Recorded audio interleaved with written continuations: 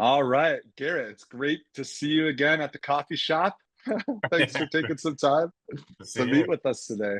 So hey, we had a great quarterly call, and one of the things you piqued our interest about on that quarterly call was kind of going into the weeds a little bit. This is a warning, trigger warning. We're going in the weeds here about some details of the bonds, but we really wanted to get into these loss right back analysis, like what's going on, and specifically one question that comes up a lot are these necessarily or peculiar just to RMBS bonds, or are these peculiar to all bonds? And I think you'll have some good comments there. So I kind of want to turn it over to you. I know you've got some slides prepared, and let's take a look at what these things look like and do an analysis of them.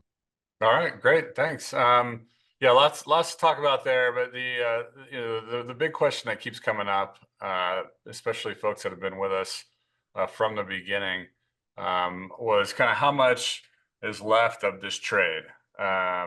Is this the particular asset class that I'm referring to, or legacy residential mortgage-backed securities? And they call them legacy because they were originated pre great financial crisis. So 2007 or earlier, and and those are the bonds that really got hammered during the great financial crisis, and some were trading at pennies on the dollar, and then so as we've been involved in this space really from the beginning, and and the thought was always these bonds typically go they pay off their face value. That's kind of one of the catches of bonds. There's no additional upside like you get in equities. The most you can get back is your face value. And so people often track the average price, in this asset class or in a portfolio. And, let's say we were 80 cents on the dollar. They go, okay, well, we've got another 20 points of price appreciation possible to go, plus the interest we earn. That'll give them a sense of the total return on their investment. Well, lately, as people ask me this question, the answer is it depends. These bonds can actually pay more than 100 cents on the dollar, and the big question is, like, how is that possible? And so that's the goal of today. I'm just going to create a fictitious example. Each asset class within securitized products has its own nuances, its own rules on how things are handled, like defaults and interest and things like that. And even within legacy mortgage-backed securities, each deal might have a different nuances. So I'm just going to make one up that has nothing to do with mortgages. Let's say Jonathan's kind of the godfather in the neighborhood, and kids all want a bike, and so he's loaning them out money and taking IOUs, and he's loaned out 10 $100 bills, which he's taking IOUs for. And I've got some slides here to show this, if I can get this going. Let's Is that go. my new nickname, the Godfather? I don't like it, but That's right. All right, are you seeing this all right? not yet. Oh, okay. Let's see that.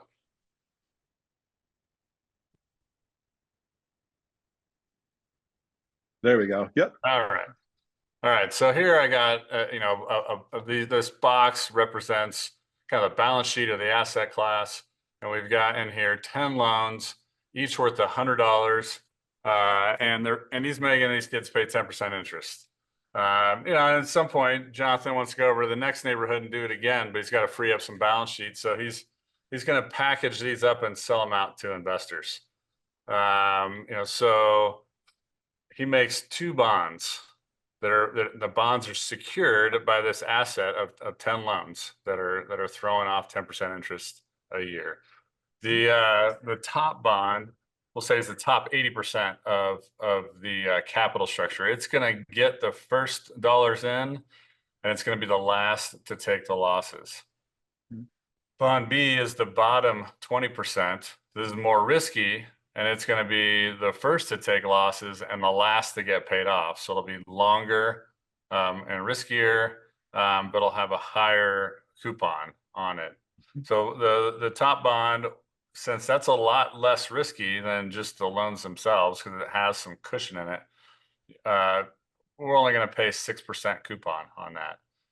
So that's going to be about $48 a year that is going out to Jonathan's investors.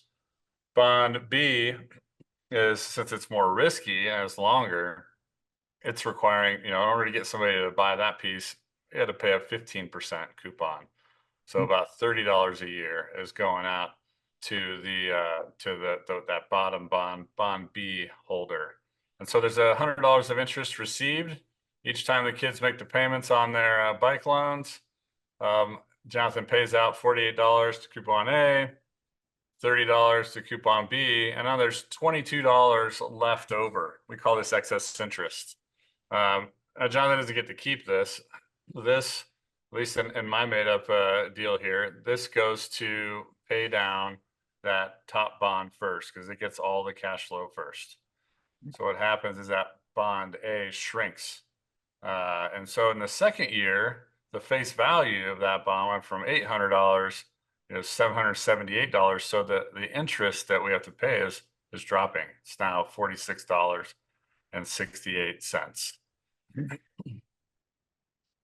And then you'll notice after just 1 year here that there's a difference between our asset pool, which is $1,000 up in the top, and the liabilities, or the bonds that have rights to that pool, are now $978.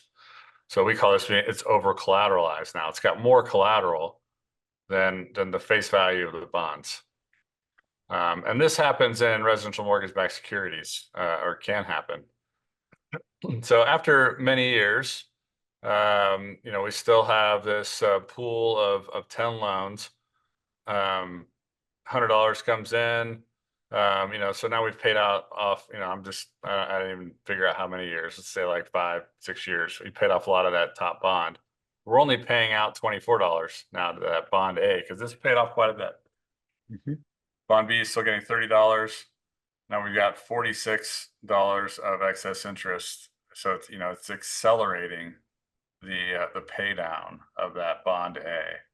So really, once these things get going, once they're more seasoned, they tend to accelerate this process.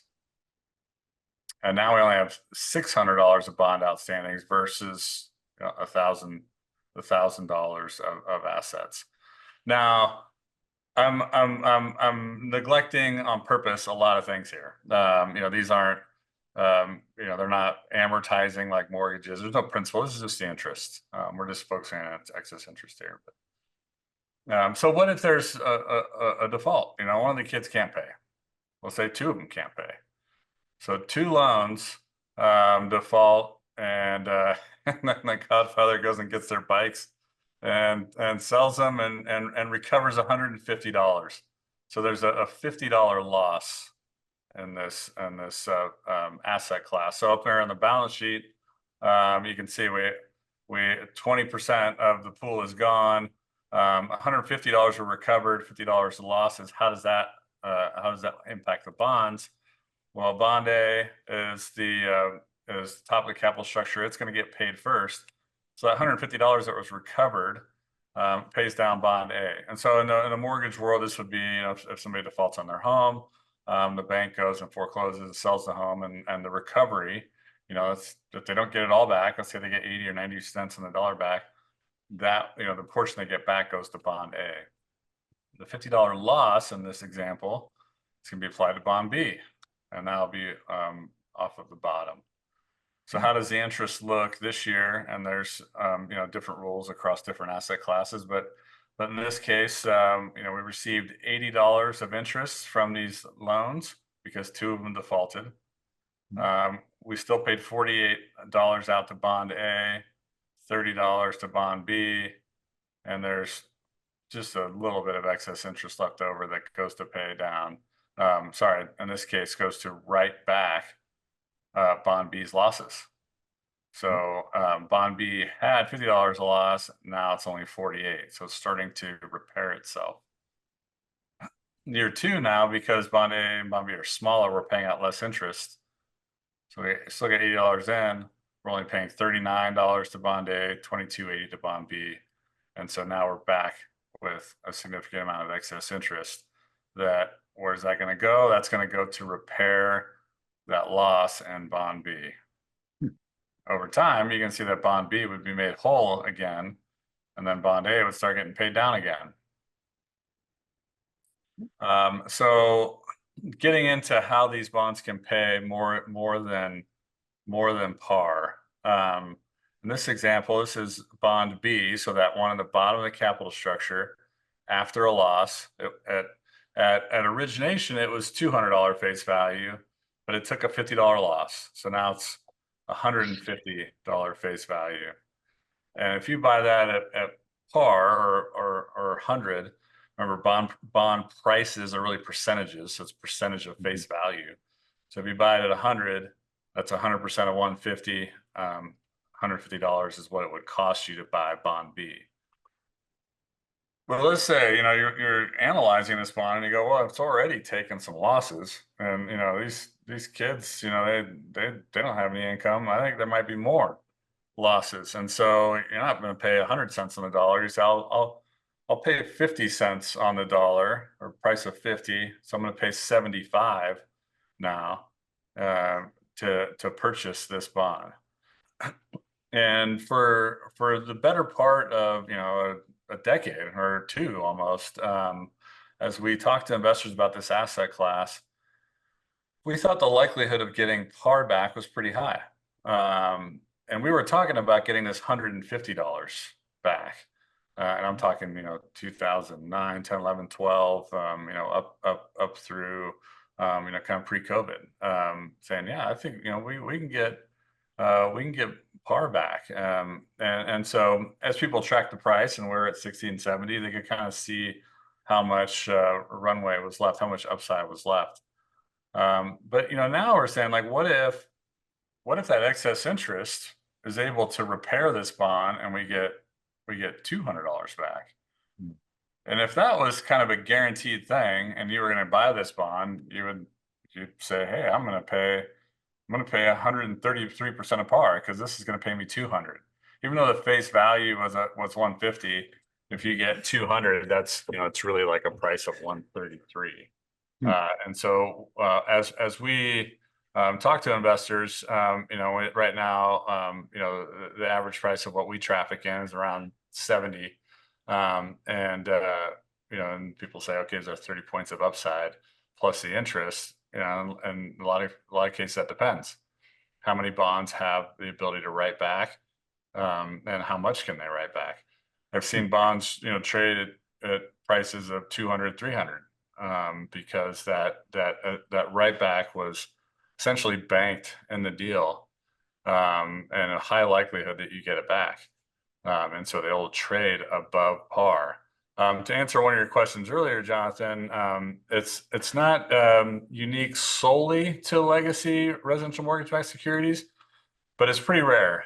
Most asset classes out there, I would say, don't traffic in excess interest, but there are others, and they obviously have the ability to write back and generate this kind of scenario where you can get more than par. Sounds good. Well, thanks, Garrett. This has been awesome. Appreciate you taking the time. Thanks for keeping the background of the coffee shop quiet for us. And we'll talk to you again soon. Appreciate it. Thanks, Jonathan. Take care. Bye.